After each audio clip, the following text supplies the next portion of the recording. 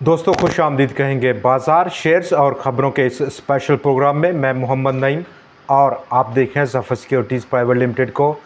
Pakistan stock exchange trend line recovery दी आज उसने, और दो ब्रेकआउट शेयर्स पर हम बात करेंगे। आज आखिरी कारोबारी दिन और कल का जो लो रहा यानी कि 77,595 वो आज छू नहीं दिया 100 इंडेक्स ने। पूरा दिन आज मुस्बत जोन में ट्रेड हुआ और कुछ अच्छी और कुछ बुरी खबरें भी आज हमने देखी। सेक्टर वाइज अगर हम देखें डाटा, बाज़ार का डाटा आज काफ़ी प्रॉमिसिंग रहा, मुस्बत रहा। जैसे कि वॉल्यूम्स की जो वैल्यू है, नंबर ऑफ़ ट्रेडिंग स्क्रैप्स और एडवांस टू डिक्लाइन का जो तवाज़न है, जो बैलेंस है, वो काफ़ी फेवरेबल देखा गया। ये वो मोटा डाटा है जिस पर कि आज बाज़ार ने डिपेंड किया और 486 पॉइंट्स का इजाफ़ा किया। नंबर 1 जो स्टॉक्स हैं जिसमें कि इंडेक्स हैवीवेट स्टॉक्स थे across the board all sector से, जिसमें कि बैंक्स, फर्टिलाइज़र, पावर और दूसरे सेक्टर्स ने कंट्रीब्यूट किया, आईटी सेक्टर ने। वहीं पर हमने देखा कि कुछ दो सेक्टर रिफाइनरीज़ आज काफ़ी लंबे अरसे के बाद उन्होंने एक मुस्बत रुझान दिया, जिसकी बुनियादी वजह ओगरा यानी कि oil and gas development company और ऑयल रिफाइनरीज़ के दरमियान उन्होंने कहा कि बातचीत जो है जो उसको स्पीड अप करें। जो रिफाइनिंग अपग्रेडेशन है 4.5 बिलियन डॉलर्स का पिछले 2 साल से जो कि पेंडिंग है। रिफाइनरीज़ को काफ़ी सारा इस पर खदशात थे।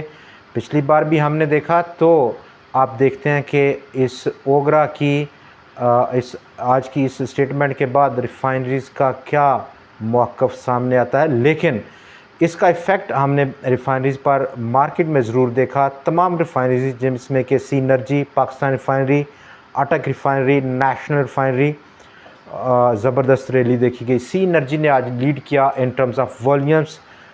6 करोड़ और 70 लाख शेयर्स का काम था बाज़ार में। इस सीनर्जी का वॉल्यूम में लीडर की लिस्ट पर नुमाया रहा, और इसके साथ साथ POMCL, पाक इलेक्ट्रॉन, TPL प्रॉपर्टीज़ और वर्ल्ड का लिमिटेड टॉप 5 वॉल्यूम लीडर्स रहे। जबकि ऑटोज़ आज फिर अच्छा परफॉर्म करते हुए देखे गए, जिसमें कि GAL, GHNI, साज़गार। जबकि होंडा एटलस कार्स आज थोड़ा सा डिम रहा, कंसोलिडेट रहा, लेकिन काफ़ी प्रॉमिसिंग लग रहा है।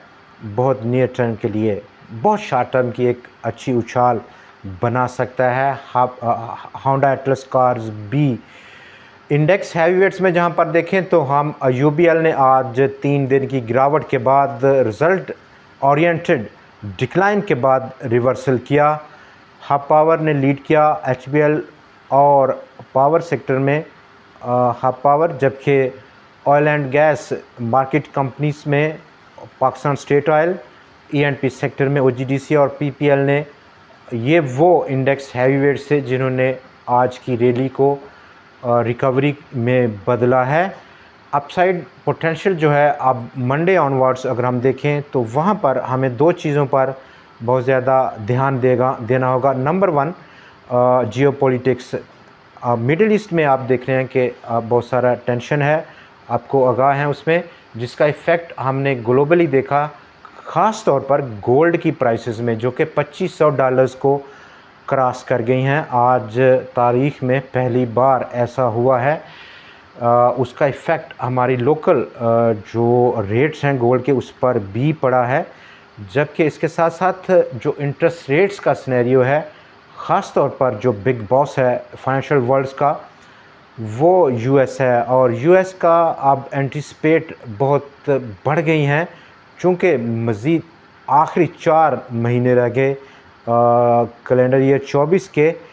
3 बार रेट कट करने का जो प्लान था पिछले साल 2023 में, अभी तक इस 7 महीनों में पूरा नहीं हो पाया। लेकिन स्टिल मार्केट पार्टिसिपेंट्स एक्सपेक्ट कर रहे हैं अक्रॉस द ग्लोब के 22 सितंबर यानी कि अगले महीने से federal reserve of America rate cut करेगा, पहली बार पिछले 4 सालों में। जो कि कल हमने देखा इंग्लैंड के मरकज़ी बैंक ने भी पहली बार रेट कट किया है। ये वो ग्लोबल सिनेरियो है।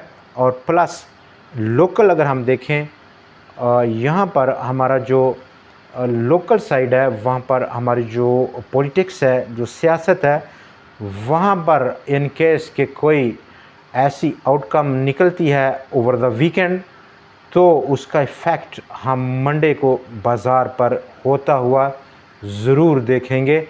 अपसाइड मंडे का जो रुझान है, अगर हम अपसाइड एक्सपेक्ट करें तो वो 78,750 पॉइंट्स की सतह पर है। ओवरऑल आज की जहां पर 885 पॉइंट्स की रिकवरी थी, ट्रेंड लाइन रिकवरी, जो कि कल जिसको छुआ था हल्का सा बाज़ार ने, उसकी बदौलत आज ओवरऑल इस पूरे वीकली ग्राउंड्स पर आउटगोइंग वीक में बाज़ार 196 पॉइंट्स का इजाफ़ा करने में कामयाब रहा है। पिछले हफ्ते में आलमोस्ट 2200 पॉइंट्स का अखराज किया था बाज़ार ने, और इस हफ्ते में हल्की सी रिकवरी दिखाई है। अभी स्टिल टीनी रिकवरी है, बहुत फ्रेजाइल रिकवरी है। मज़ीद इसको ताकत की ज़रूरत है, जिसको हम नेक्स्ट वीक से देखेंगे कि क्या रुझान रहता है। जहां पर दूसरी जो रिलेटेड न्यूज़ हैं, जिसमें कि बिग बर्ड लिस्टिंग के लिए तैयार है नेक्स्ट मंडे 5 अगस्त से पाकिस्तान स्टॉक एक्सचेंज को रिप्लेस करेगा मेटा को। मेटा की ट्रेडिंग 18 जुलाई से सस्पेंड है, दोबारा से शुरू हो रही है मंडे से। पाकिस्तान का ट्रेड डेफिसिट 20% का इजाफा देखा गया उसमें, जुलाई जो कि पहला महीना था फिस्कल ईयर 24 का। OMCs को गवर्नमेंट ने इजाज़त दे दी है कि वो क्रूड ऑयल और प्लस रिफाइंड पेट्रोलियम प्रोडक्ट्स को इंपोर्ट करें। पाकिस्तान स्टेट ऑयल की जो ओवरऑल सेल्स का वॉल्यूम है, या सेल्स हैं, उसमें 5% की कमी हुई है। और अब ये गो ऑयल एंड गैस कंपनी को शिफ्ट हुआ है। आपको मालूम है कि oil and gas company Aramco के साथ मिलकर पाकिस्तान में अरामको टेक ओवर करने की नतीजे में पाकिस्तान के अंदर पेट्रोलियम और पेट्रोलियम ऑपरेशंस को, ख़ास तौर पर ऑयल मार्केटिंग ऑपरेशन को शुरू करने वाला है।